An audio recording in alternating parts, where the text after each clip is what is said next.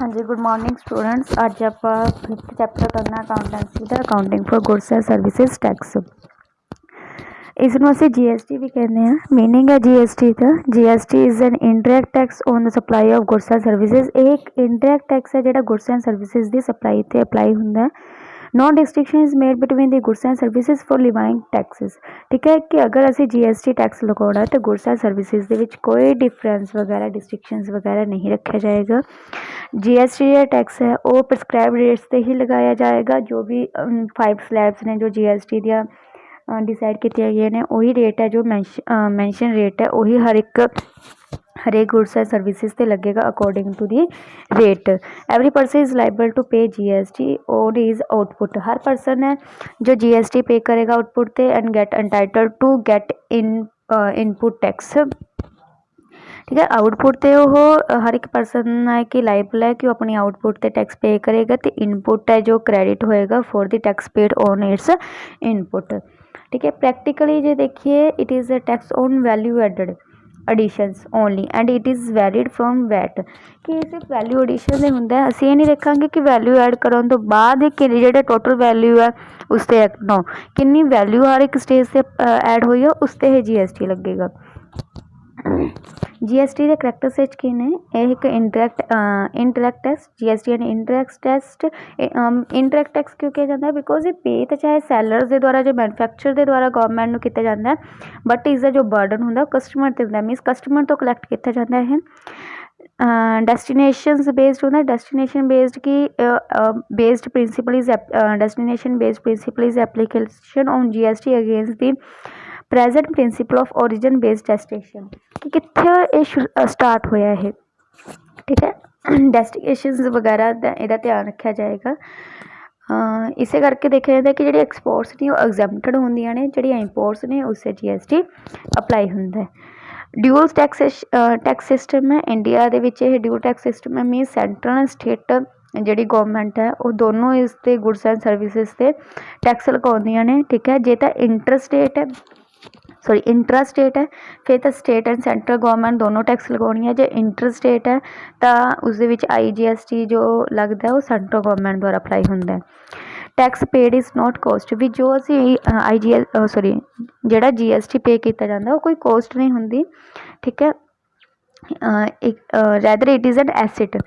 Since it can be set off against GST collected. ये asset होने because ये set of किया जाता जो GST कलैक्ट होया है और जो भी सेल हुई है गुड्स की उस जो GST कलैक्ट हो रहा है उस अगेंस्ट सैट ऑफ किया जाता है। ये इनकम नहीं है कि ये साडी it is not income, it is a liability and is payable to the government. ये लाइबिलिटी है साडी कि असीं गवर्नमेंट नूं पे करना है। कंपलसरी रजिस्ट्रेशन की जो जिन्हां दी जिहड़ी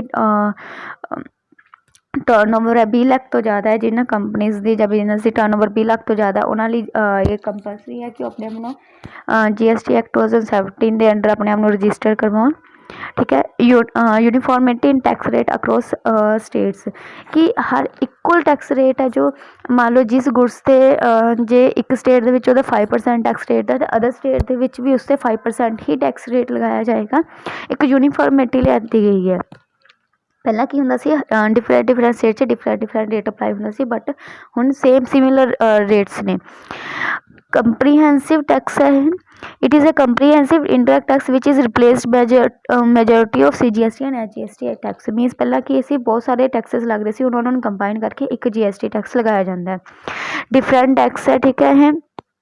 tax rates on goods and services से डिफरेंट टैक्स रेट्स लगते हैं जिमें 5 कैटागरीज ने 0%, 5%, 12%, 18% एंड 28% GST रेट्स ने जो अकॉर्डिंग टू दी उन्होंने कैटागरी के अकॉर्डिंग वो गुड्स एंड सर्विसेज कैटागरी के अकॉर्डिंग टैक्स रेट लगाया जाता है। नेक्स्ट है input tax credit. The supplier has to pay GST on goods and services delivered but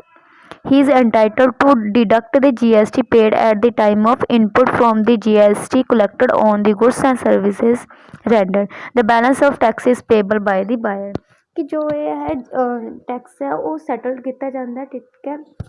मान लो कि सप्लायर ने GST पे करता है गुड्स एंड सर्विसेज से, ठीक है जी उन्हें डिलीवर कीतियां ने, फिर वो डिडक्शन उससे एंटाइटल होंगी है कि जो भी उन्हें GST पे किया सी इनपुट से वो GST कलैक्टेड गुड्स एंड सर्विसेज तो असीं डिडक्ट करते हैं।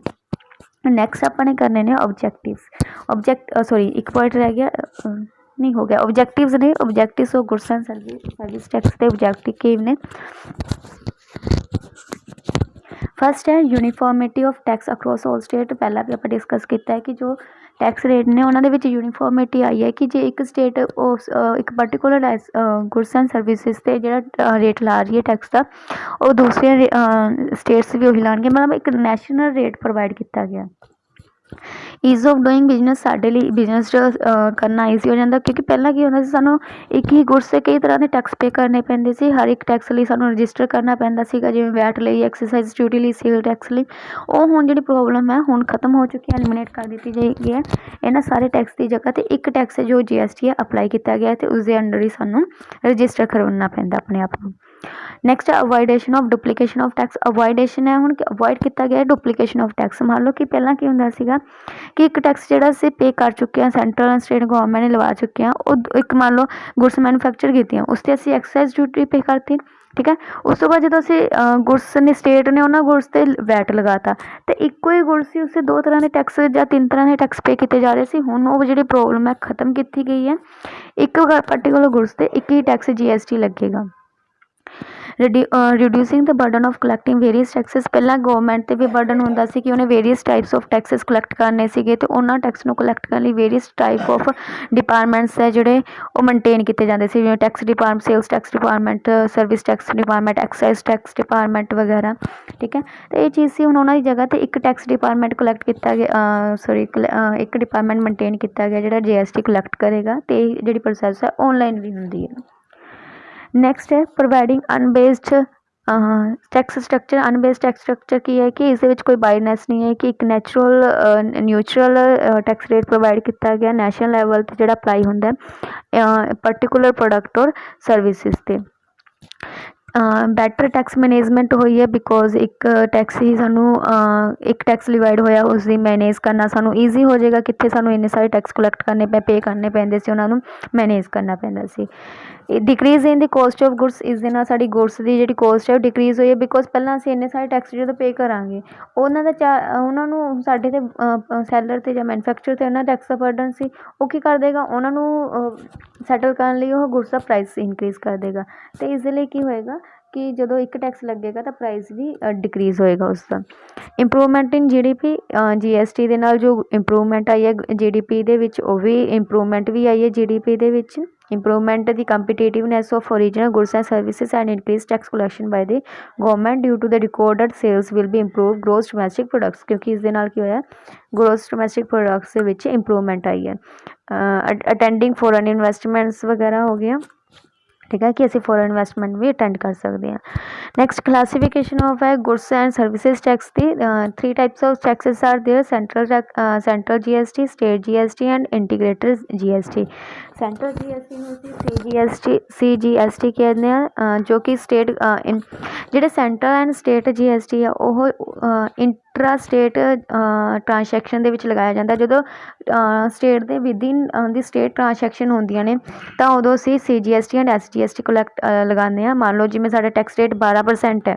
ठीक है GST 12% है तो 6% सेंट्रल गवर्नमेंट लगाएगी तो 6% स्टेट गवर्नमेंट कलैक्ट करेगी 6% उसका 12 चो 6% या स्टेट कलैक्ट कर रही है तो 6% सेंट्रल कलैक्ट कर रही है जो स्टेट गवर्नमेंट कलैक्ट किया जाता है वो स्टेट सेंट्रल GST कहते हैं ਜਿਹੜਾ ਸੈਂਟਰਲ ਤੋਂ ਕਲੈਕਟ ਕੀਤਾ ਜਾਂਦਾ ਉਹਨੂੰ ਸੈਂਟਰਲ GST ਕਹਿੰਦੇ ਆ ਜਿਹੜੀ ਸਟੇਟ ਗਵਰਨਮੈਂਟ ਕਲੈਕਟ ਕਰਦੀ ਆ ਉਹਨੂੰ ਸਟੇਟ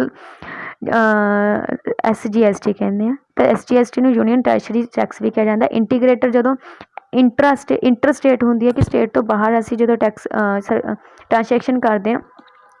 तो उदों एक दोनों गवर्नमेंट मिल के एक टैक्स लैंदियां ने उन्होंने आपां इंटीग्रेटेड CGST कहते हैं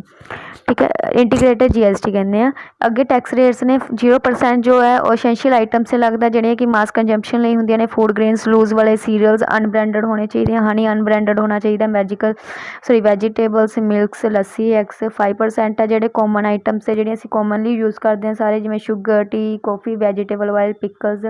सीरियल्स इत्थे ध्यान रखना कि ब्रांडेड वालियां जो सीरियल्स ने उन ते 5% लगेगा अनब्रांडेड ते 0% 12% ने जो जड़ियाँ ने उस ते बटर जाम्स वगैरह घी ठीक है। Juice, almonds, consider milks, pickles, मुरब्बास अकॉर्डिंग टू दी साडे स्टैंडर्ड्स ह्यूमन दे स्टैंडर्ड्स के अकॉर्डिंग जिहड़े हुंदे ने आइटम्स हुंदियां ने उन्हां नूं 12% लगाने आ असीं। 18% है जो मैक्सीमम स्टैंडर्ड्स दियां गुड्स होंदियां ने जिवें machinery, furniture, iron, steel, hair oil, shampoo, soaps वगैरह हो गए, टूथपेस्ट हो गए ना। तो 18% जो टैक्स अवॉइड किया जाता है। 28% जो लग्जरी आइटम्स होंदियां ने, ठीक है। एंड तंबाकू आइटम्स जिवें TV, AC, motor cars, fridge, electronic goods, polish etcetera जो ने इन्हां दे की लगदा है 28%। There are few items which are exempted from GST that the list of that items are here. Payments of wages and salary, wages and salaries ते GST नहीं लगता because उन्होंने ते इनकम टैक्स लगता है। Supply of services to government, supply of services to embassy of the other countries, supply of services to UNO, electricity and water, royalty of copyright, health services हो गया, education services हो गया जिन्होंने ਜਿਹੜੀਆਂ GST तो exempted ने। तो इस वास्ते थोड़ा GST टॉपिक थोरेटिकल पोर्शन है ये।